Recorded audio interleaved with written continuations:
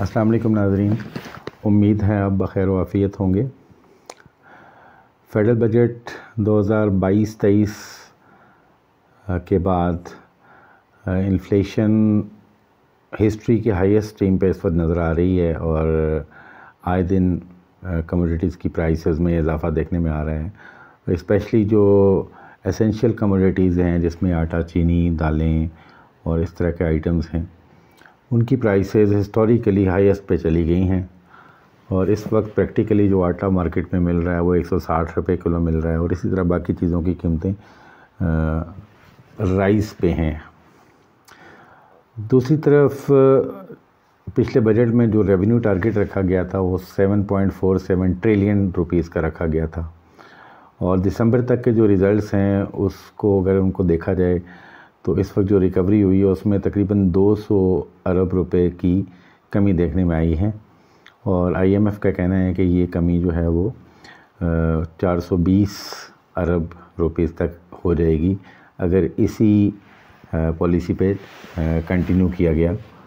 तो उन्होंने government of Pakistan से ये कहा है कि अनलेस वो ये एडिशनल रेवेन्यू कलेक्ट करने के लिए आवाम पे मज़ीद बोझ नहीं डालते, वो जो कर्ज़े की अगली किस्त है वो रिलीज़ नहीं करेंगे। तो इस हवाले से देखने में आ रहा है कि इस वक्त 200 बिलियन रुपीस के लिए एक मिनी बजट लाने की तैयारियां मुकम्मल हैं और इस हवाले से सुनने में आ रहा है कि एक प्रेसिडेंशियल ऑर्डिनेंस इशू किया जाएगा। 1 या 2 प्रेसिडेंशियल ऑर्डर्स अभी आने वाले हैं जिसमें ये इजाफ़ा किया जाएगा और इस हवाले से जो मेनली देखा ये जा रहा है कि पेट्रोलियम लेवी में कितना इजाफ़ा किया जाए और उसके अलावा जो इंपोर्ट्स हैं उनके ऊपर टैक्सेस लगाने की बात की जा रही है और देन कुछ और चीज़ें हैं जैसे फ्लड लेवी एक लगाने की कोशिश की जा रही है, वो 1 रुपये से लेकर 3 रुपये तक इंपोर्टर्स के ऊपर, ताकि ये गैप कवर किया जाए। उसके अलावा डिफरेंट ये भी आ रहा है कि विद होल्डिंग टैक्सेस के रेट्स में भी शायद कोई अपवर्ड रिवीजन की जा रही है जिससे जो विद होल्डिंग टैक्स रेट्स हैं वो मज़ीद बढ़ने के इम्कानात हैं। तो इनिशियली प्लान ये था कि बैंक्स के ऊपर टैक्सेस लगाए जाएं इंपोर्ट्स के हवाले से जिससे 80 बिलियन रुपीस जो हैं वो रिकवर होने के इम्कानात हैं और ये फ़्लड विक्टिम्स के नाम पे ये पैसा लिया जाएगा। लेकिन ये चूँकि ये इसके बावजूद ये शॉर्टफॉल जो ये पूरा होने का इम्कान नहीं था, तो इसलिए IMF के दबाव पर फर्दर इन चीज़ों की प्राइसेस में इजाफ़ा किया जा रहा है और टैक्सेस मज़ीद बढ़ाए जा रहे हैं। पेट्रोलियम लेवी का इम्कानात हैं और ये भी कहा जा रहा है कि शायद सेल टैक्स भी पेट्रोलियम प्रोडक्ट्स के ऊपर लगेगा। उसके अलावा शुगरी ड्रिंक्स जो हैं, जो ये जूसेस वगैरह आप इस्तेमाल करते हैं, इनकी लोकली असेंबल्ड जो व्हीकल्स हैं या जो इंपोर्टेड व्हीकल्स हैं उनके ऊपर जो CVT है, कैपिटल वैल्यू टैक्स, उसमें भी इंक्रीज़ की सजेशंस हैं। मेनली ये कहा जा सकता है कि जो टारगेट रखा गया था वो बहुत ज़्यादा एग्जेजरेटेड था, जो पॉसिबल नहीं था जो इकॉनमी की जो सिचुएशन है उस हवाले से, लेकिन ये रखा गया और फिर इसको अचीव करना इम्प्रैक्टिकल था क्योंकि आपकी इंडस्ट्री बंद हो रही है, लोग जॉबलेस हो रहे हैं और इनकम में इजाफ़ा नहीं हो रहा, बल्कि अभी अगर देखा जाए तो लोग मुल्क छोड़ के जा रहे हैं मुल्क की सूरत हाल की वजह से। तो रियलिस्टिकली ये पॉसिबल नहीं है कि आप उसको इतना रेवेन्यू यहाँ से जनरेट कर सकें, लेकिन इसके बावजूद ये चूँकि टैक्स इम्पोज किए गए हैं, इतना टारगेट रखा गया है, तो ज़ाहिर है उसके पीछे फिर ये लोग भाग रहे हैं ताकि IMF की तरफ से भी अगली किस्त जो है वो रिलीज़ की जा सके। तो this is a bad news for all of us. उसकी रीज़न ये है कि एक और बर्डन आवाम पे आने के इम्कानात हैं, चाहे वो पेट्रोलियम लेवी की शक्ल में हो या इवन जो इंपोर्टर्स पे टैक्स हैं। आपको पता है इंपोर्ट्स नहीं हो रही हैं और आपके जो बहुत ज़्यादा कंटेनर्स जो हैं वो पोर्ट्स पर खड़े हैं, क्लियरेंस उनको नहीं दी जा रही और उनके चार्जेस पे नहीं किए जा रहे और इंपोर्टर्स के ऊपर जो है वो डैमेज पड़ रहा है। उसमें चाहे वो पोल्ट्री की मेडिसिन्स हों या बाकी जो आपके एसेंशियल प्रोडक्ट्स हों, या जो पाकिस्तान में लोग फ़ॉरेन इंपोर्टेड प्रोडक्ट्स की ट्रेडिंग या उनकी फर्दर प्रोसेसिंग में काम करते थे, वो लोग इस वक्त बिल्कुल समझ लें कि ब्रिंक ऑफ लॉस पे बैठे हुए हैं, बैंकक्रप्ट हो चुके हैं। और बजाय इसके कि उनके लिए कोई ऐसा रिलीफ़ का ऐलान किया जाए, वो प्राइसेस मज़ीद बढ़ रही हैं, टैक्सेस मज़ीद बढ़ रहे हैं, और इस हवाले से कोई होप हमें नज़र नहीं आ रही कि आने वाले वक्तों में कोई बेहतरी हो सके।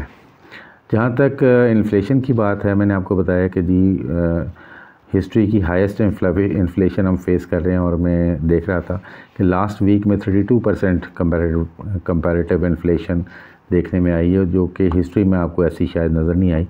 अभी मैं एक बुज़ुर्ग के पास था, उनसे कुछ चीज़ें ख़रीद रहा था, तो उन्होंने मुझे वो एक ही आइटम के 3 पैक्स दिखाए और उन पे 3 मुख्तलिफ़ प्राइसेस थी। यानी कि एक हफ़्ते बाद जो चीज़ें आई हैं उन पे प्राइसेस इंक्रीज़ हो रही हैं, और वो बता रहे थे कि अभी मार्केट में इसकी प्राइस फर्दर इंक्रीज़ हो चुकी है। यानी कि एक महीने में 4 दफ़ा इंक्रीज़ जो है ना प्रोडक्ट की प्राइस में हो चुकी है।